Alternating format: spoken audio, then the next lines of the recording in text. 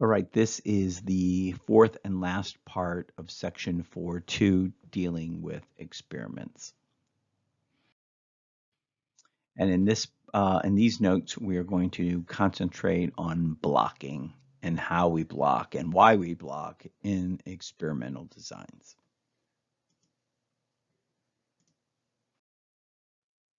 All right, so let's first start with an example in which we are not going to block. We're just going to use what we call a completely randomized design for this experiment.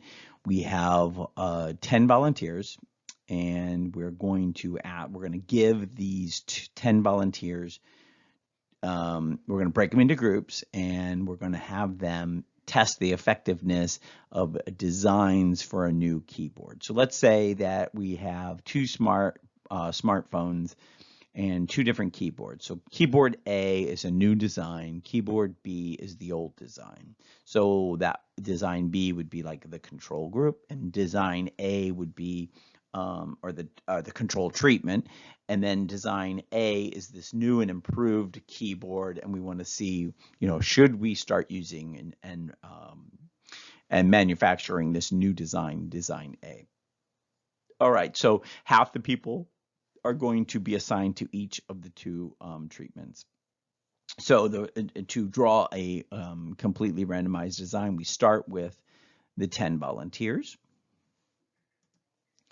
We randomly assign those 10 volunteers into two groups. So we randomly pick 5 of the 10 volunteers. We put them in group 1. The other ones get group 2. So we have 5 units that are going to use the new and improved, hopefully, keyboard design A, and the other 5 that weren't randomly selected, who by default weren't selected, and they are going to be placed into group B. And so they use the old traditional keyboard, or that would be the control group.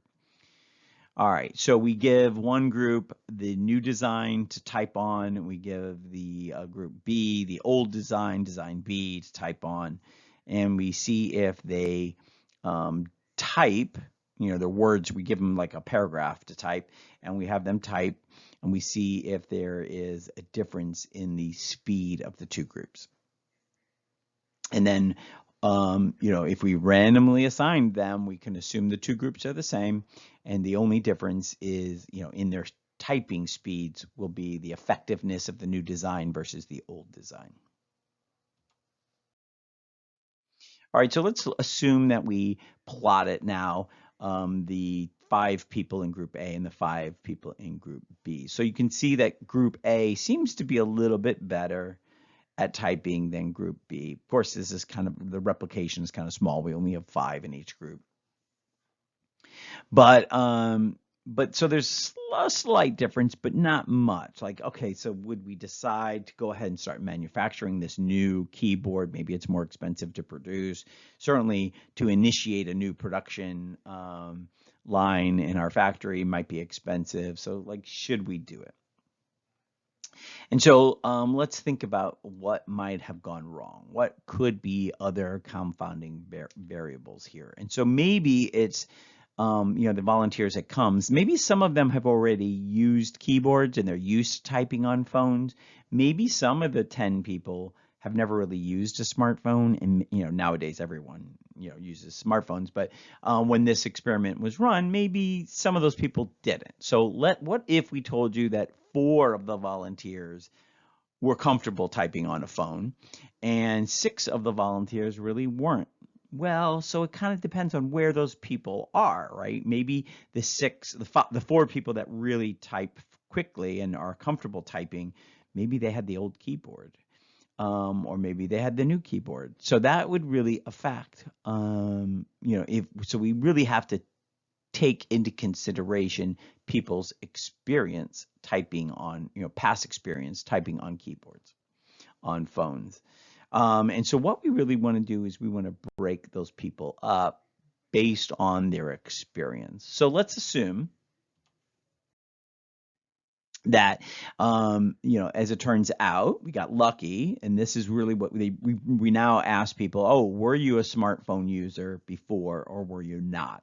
And so you can see the circles are people who were not smartphones users, and the squares are people who were. And so now you could see, oh, now there's a clear differentiation between the different keyboards. A is clearly smart. Clearly the people who were experienced users did better with A. People who were not experienced users also did better with A. So now it's super clear that A is the better keyboard. Now we got lucky here, right? We got half of the experienced users in each group and half of the non-experienced typers were in each group. So we got lucky, and often this isn't going to be the case, right? So what if those 4 squares, the 4 experienced users, had all been in keyboard B? So then maybe it would have looked like B was better than A, but really it was really the experience that made them type faster, not the keyboard. So we have to be careful, and we have to do what's called blocking based on this sort of experience level. So blocking an experiment. So this means that we're going to break people up based on their experience. So we take our 10 volunteers and we don't randomly put them into these blocks. What we do is we put them in blocks based on their past experience. So notice that the blocks are not the same size. One block has 4 people, one block has 6 people.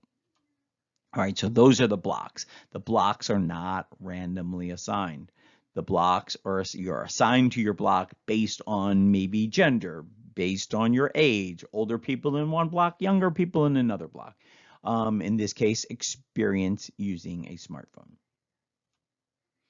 Then within each block, people are randomly assigned. So of the 4 people, 2 people are assigned to group 1, 2 people assigned to group 2. In the block 2, the 6 users, 3 of them are assigned to group 3, 3 of them are assigned to group 4. Group 1 and group 2 get keyboard A to type on. Group 2 and group 4 get the old traditional keyboard B to type on. All right, we compare the typing speeds within each group. So group 1 and group 2 are identical, theoretically, because we randomly assigned them. So the only difference in typing speeds can be attributed to the keyboard. Now, in reality, we would want more replication here. 2 in each treatment group is not quite enough. We want more. But assuming the groups are identical, we can say, oh, if treatment group 1 typed faster, the only difference between group 1 and group 2 is what keyboard they were typing on. So we can say the better typing group was because of the particular keyboard they had. Same thing in the block 2. If there's a difference in the treatment, maybe the old traditional keyboard makes people type faster if you're not experienced, right? Maybe keyboard A only works better for experienced typers. So those kinds of differences would be lost if we just lumped all 10 of these people together. And we'll be able to make differentiations based on experience, which keyboard is more effective at typing quickly, based on their experience. And then at the end, we could compare those results as well. All right, so this is a video I'm going to show that talks about the importance of blocking for gender in the real world. This is Reference Man. He's a white 30-year-old male who weighs about 155 pounds, and he decides how we live. For decades, industries have considered this the standard human and designed the world around him. Everything from air conditioning in offices to cars, even military equipment. But there are other ways we use Reference Man that aren't so obvious, like in medicine, where it doesn't just lead to discomfort.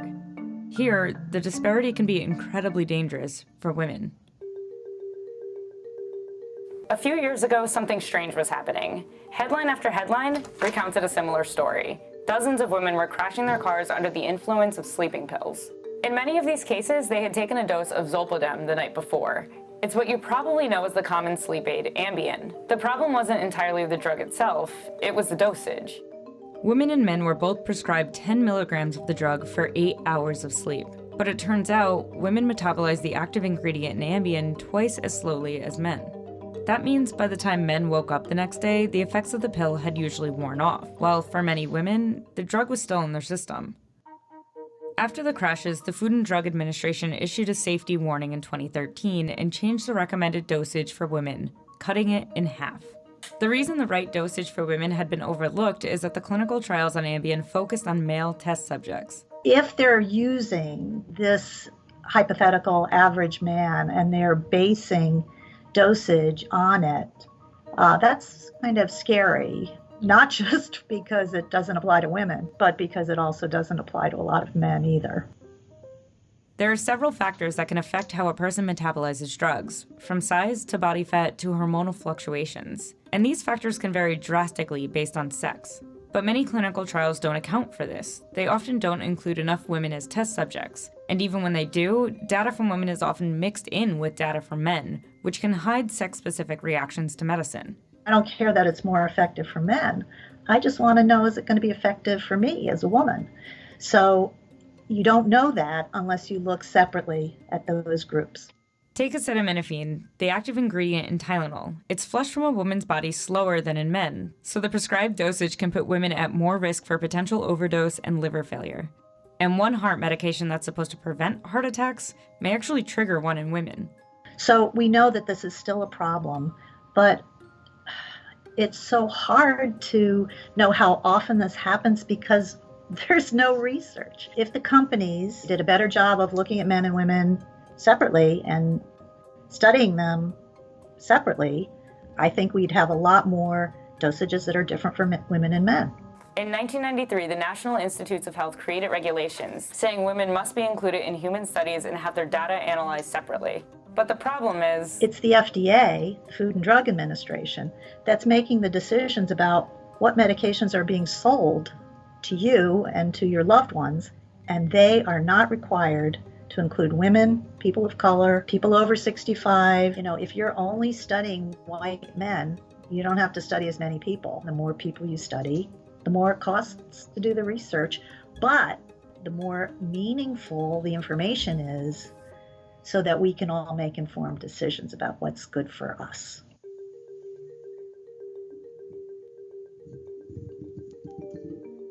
So that is a sort of a good demonstration of the importance of blocking in gender.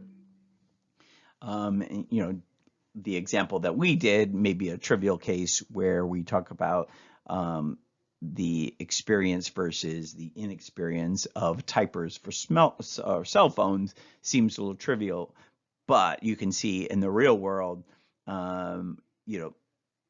medicine dosage, if you don't break the participants of your experiment up into blocks based on gender, then the data can be hidden, right? When you look at the data, you aren't going to notice a difference between the effectiveness of the drug between men and women if you're not blocking on gender for your experiment.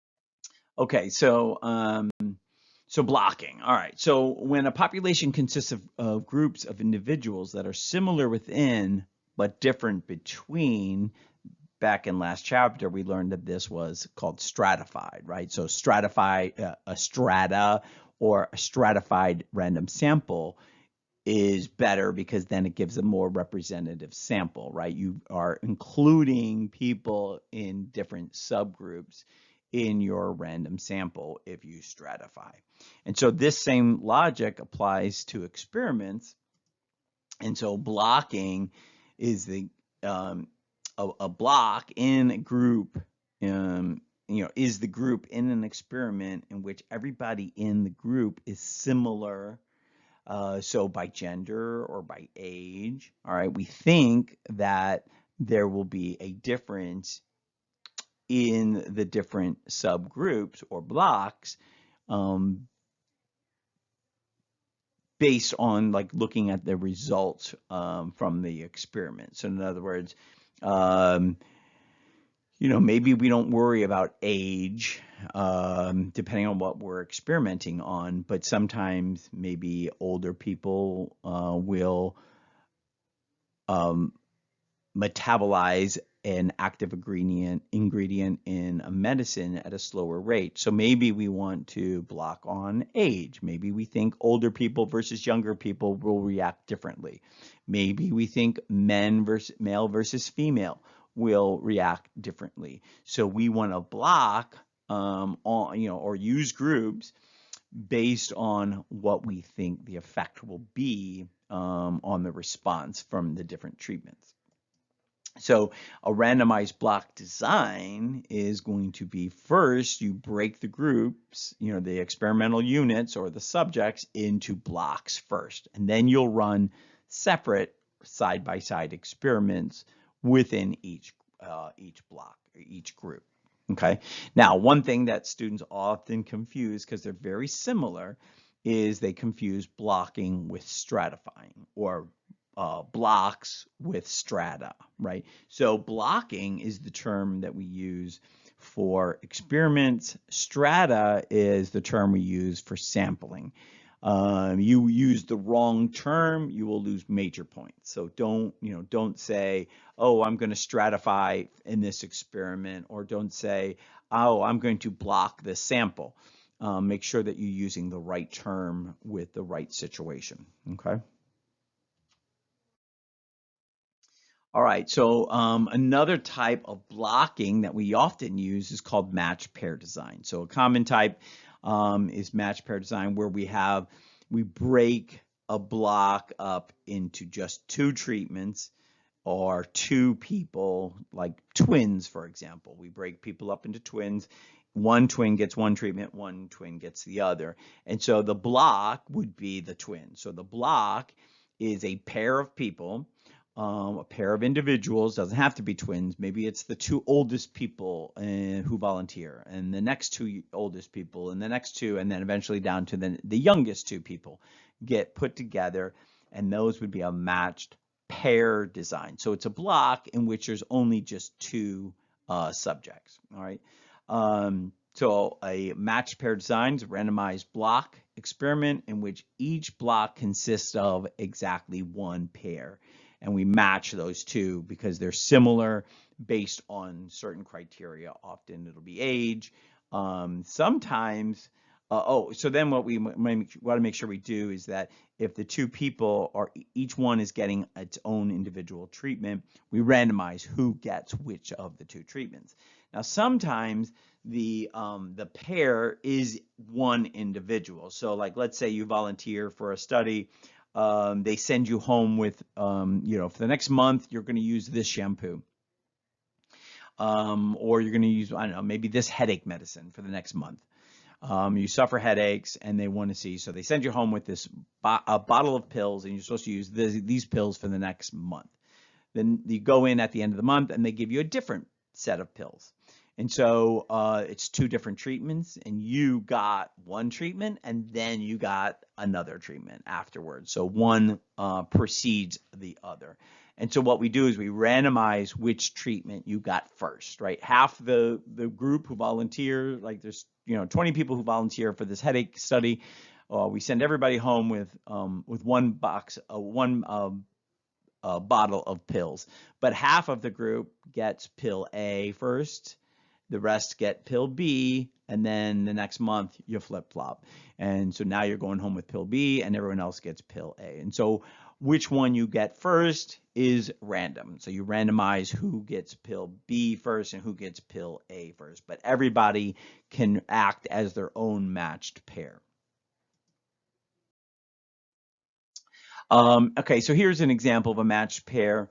So we have, let's just read through this. Does filling an auto tire on your car with nitrogen instead of compressed air reduce pressure loss over time? So 10 different types of tires are chosen, and one pair of each type is used in the experiment. So we have 20 different tires, but there are 10 different types, a pair of each. Okay, so then each one of each tire in each pair is randomly chosen, and one is filled with 30 psi of compressed air, the other one 30 psi of pounds per square inch, psi, pounds per square inch of nitrogen. So that's typical, maybe 30, 32 pounds per square inch is what you have in your automobile tire. And so that's what they did, is they filled these, and then each of the 20 tires is placed outside, maybe in a field or something, and for 1 year. And then after the year, someone went and measured the pressure loss. So the 7.6 is 7.6 for the first tire for air, 7.6 pounds per square inch less than what it started with. Okay, and so we did that for all 10 tires. Now, what we would typically think about is, well, let's see what the average pressure loss for air is and what is the average pressure loss for nitrogen. And so we would look at this. So maybe we would look at the means, and then we would compare the means, or look at the difference in the two means. However, we're not allowed to do that. We can't do that here because this is matched pair data. So in matched pair data, it's always more meaningful to look at the difference in the individual values first. So we subtract those first, and then we look at the mean of the difference. So rather than looking at the difference in the two means, we look at the mean of the difference. So we take the differences and we look at the mean. So mean of the difference compared to the difference of the means. We'll look at this problem again in chapter 10. This is something that we talk about in our homework throughout this book. All right, so what does matched pair design sort of look like? We look like each of the blocks is a pair, right? So if there's 20 subjects, then we have 10 blocks. Each block has 2 members in it. And so each member gets randomly assigned one of 2 treatments. Again, you might have the case where each subject gets both treatments, one after the other, but you're randomly assigning which treatment they do first. All right, so if we're going to do, sometimes in class I would do this. Obviously, this is I'm recording this not in class. So I'll just talk about what I would do in class. So we do a completely randomized. I'm going to compare students who their pulse rate when they're standing versus their pulse rate when they're sitting. So we would, if we're doing a completely randomized design, I take half of the students and put them in group 1. I tell them to stand. The other half who weren't randomly selected are seated, and we compare their pulse rate. So we would have to look. In this case, it's not matched pair, so we would look at the average pulse rate of the students standing, and we would look at the average pulse rate of the students sitting, and then we would compare the difference. And so, so what we might do is think about randomizing. So here's a group of students that I had 1 year. I have 24 students in class. I use my random digit table, and I would pick a row, and I might, so I might pick a row. Let's say we're going to row 116. I'm going to start with, And so then I start by calling out for two digits, so 14. So that means Maura would be part of my treatment group 1. I keep going, so 45, that's too small, 92, too big. I mean, 60 too big, 56 too big. I keep going, 31 too big, 42, 48, 3. So I see I have a number 3, and so that means Lily would be part of that. And I would keep doing this until I get 12 students selected, and those 12 students would be in one group, and the other 12 unselected would be in the next group.